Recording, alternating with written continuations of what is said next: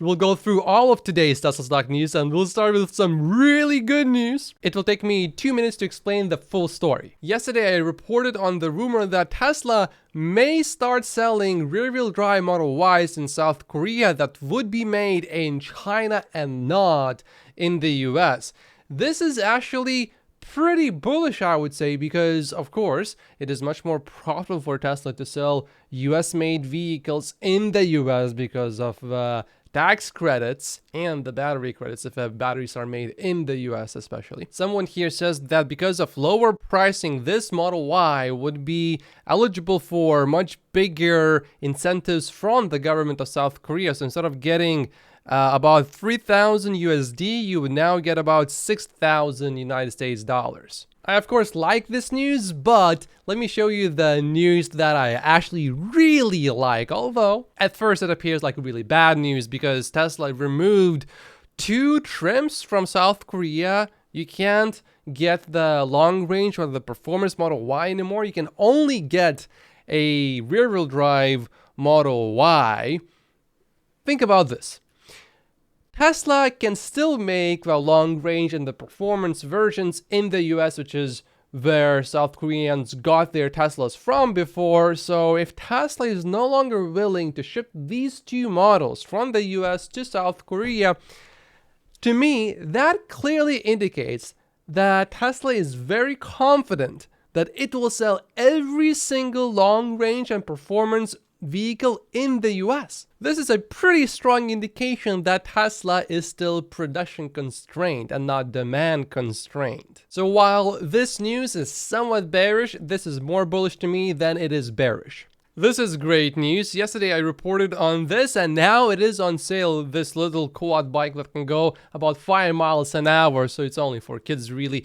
It has gone on sale in China and the official website crashed due to high demand, and now it's actually even being resold for over $8,000. You can buy one for about $1,600 officially from Tesla. Earlier, I also reported on this rumor that Tesla is going to offer 0% financing for the Model 3 in the UK, and today it is actually happening now. As you can see right here, it says 0% APR.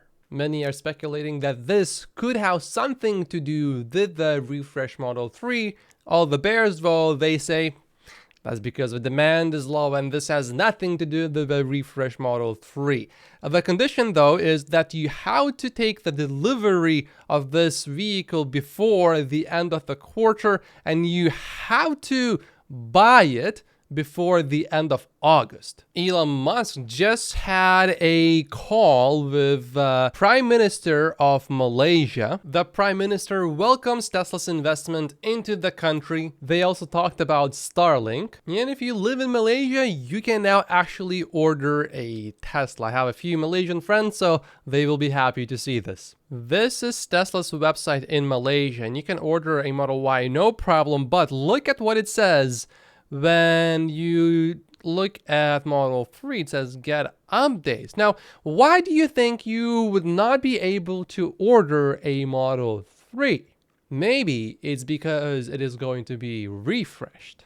Roland put together a pretty nice chart for us here. You can see all of the research firms right here on the right side, and this is their tip ranks ranking. So the further on the right you are, the lower your ranking is, and the bigger the circle is, the more recent the price target is. He did not include anyone who has not updated their price target in the last 90 days, and the only part that you really want to pay attention to are big circles on the left. The further left they are, the more accurate they are supposed to be, because their tip ranks ranking is much higher. As you can see, all of the big circles are around $250 to $300 for Tesla stock. So there's literally no one who has any real credibility that says, you know what, Tesla stock is actually going to drop down a lot. The only people that say that Tesla stock will drop are not very good analysts. Some will not like this, but as a Tesla stock investor, I actually really like this. Several workers at Tesla's Shanghai plant said that they had been awarded a large increase in their latest quarterly performance bonuses, according to Reuters. Their bonuses this time were 1.5 times of monthly base salary instead of the usual 1.2 times. Now, some people don't like this because they think, oh, we are paying more, so therefore our profits are going to be lower. But keep in mind that in China, we had a beautiful record quarter. So I want people to be rewarded for their hard work. Tesla, we know, is working on building something in India, and now BYD also wants to invest in India. They actually want to invest $1 billion to build EVs in India. The longer term plan is to build a full lineup of BYD brand EVs in India, from hatchbacks to luxury models. This one is a serious head scratcher here. Hyundai says that they are still considering the adoption of Tesla's charger. They said you must consider how helpful it would be to our customers, and this is the shocking part, verify whether the charging efficiency is effective. What investors should be doing right now is seriously considering if Hyundai really is going to survive the EV transition in the US. Compared to other legacy automakers, their EVs are not really all that bad, but this is just a bit weird. There's nothing really to verify here. Here's another piece of news that heavily verifies that indeed Tesla is very serious about setting up a factory in India. Tesla battery supplier Panasonic is in talks to set up a plant in India.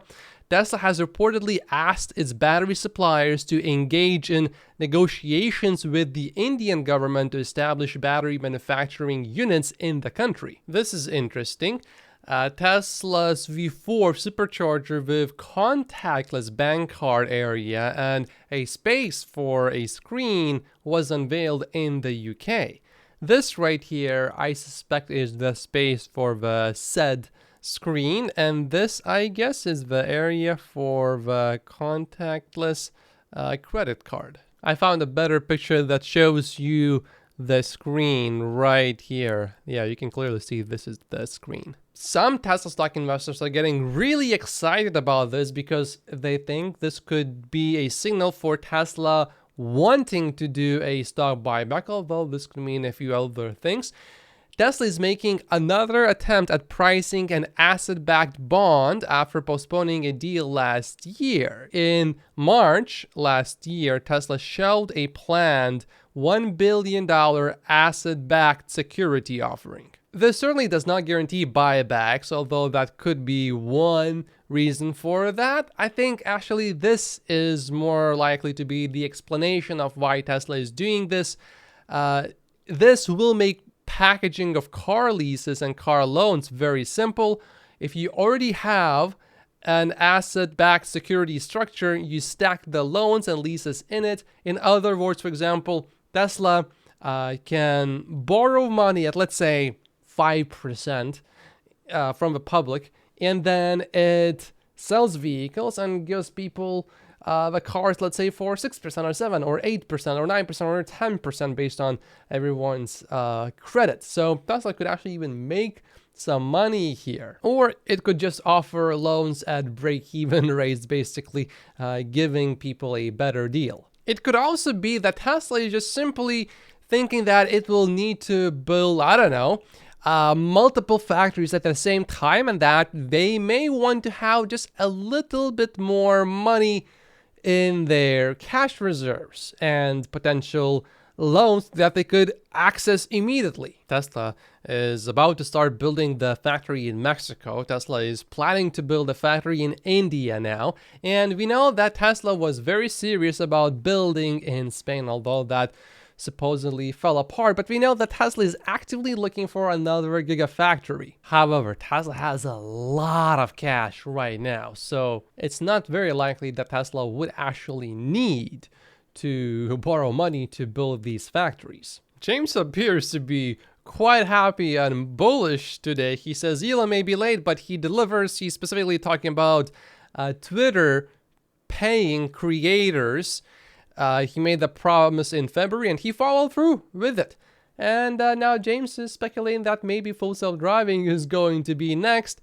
If you follow James, then you know he's extremely skeptical about full self-driving. So this could be signaling a change in heart, although I don't think James will really change his mind until he sees some very tangible progress being made with full self-driving. Speaking of Twitter, if you want to make money from Twitter, you will make about $1 per 100,000 tweet impressions, assuming that you are tweeting about Tesla. Polestar just debuted its first electric SUV, Polestar 3. The performance version has 270 miles of range and the 0 to 60 in 4.6 seconds.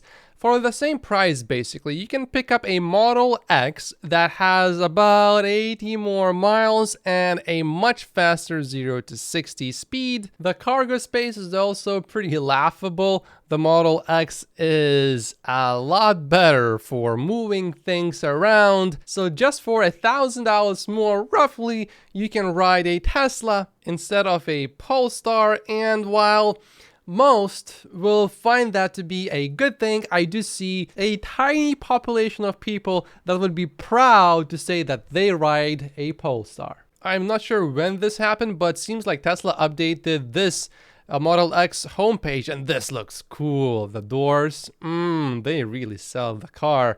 But it's not just all of the cooliness that Tesla is selling. It is also a pretty practical vehicle if you have a family.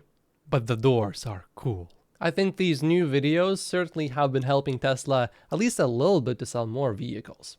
NIO CEO cites Tesla's warm welcome in China as it demands equal access from the US government, which is a fair thing to ask if you have some groundbreaking technology that you bring to the country like Tesla has brought to China. Now, what technology does NIO have? This is actually quite hilarious. Tesla has announced the opening of 53 supercharger stations worldwide in the last 30 days, which is over 600 plugs. And hours later, Sawyer tweets, make that 61 now, and then he just updated it again with the number being 63. So it went from 53 to 63 in a matter of hours. I said this multiple times, but actually Tesla making deals with other automakers for them to access Tesla superchargers will make the supercharging experience better for everyone, including Tesla customers, because there will simply be a lot more superchargers around. Instead of having to take a 10-minute detour to charge, maybe you will only need to take a detour of 2 minutes later on. Tesla is currently opening an average of 1 new supercharger site globally every 11 hours. This compares to 1 opening every 12 hours last month and 1 every 13 hours the month prior to that. This is progress. Elon remains serious about the fight with Mark Zuckerberg, although his tweets are pretty funny. He's practicing the One Punch Man method to beat Mark Zuckerberg, which is an anime character that beats villains with one punch. This tweet makes a good point, but it does not tell a full story. I think Tesla is flushed with cash, which now stands at 2.8 times the trailing 12 months operating expenses. This dwarfs their NASDAQ peers, which are at much lower levels. But here's the thing, these other companies are not growing nowhere as fast as Tesla, and Tesla's expenses are going to increase, especially as Tesla is going to be building multiple factories at the same time. Shout out to Emmett Peppers for saying that 1 year from now, which was a year ago, the Model Y will be widely accepted as the most popular car in the world. He also says that great company stocks will always make it back to new all-time highs eventually, which I hope does not happen too soon for Tesla because I'm still buying quite a bit. Earlier, Cox reported that Tesla's market share in the US stood at about basically 69%. However, they just revised their numbers down, and now they say that Tesla has a market share of 60.5%.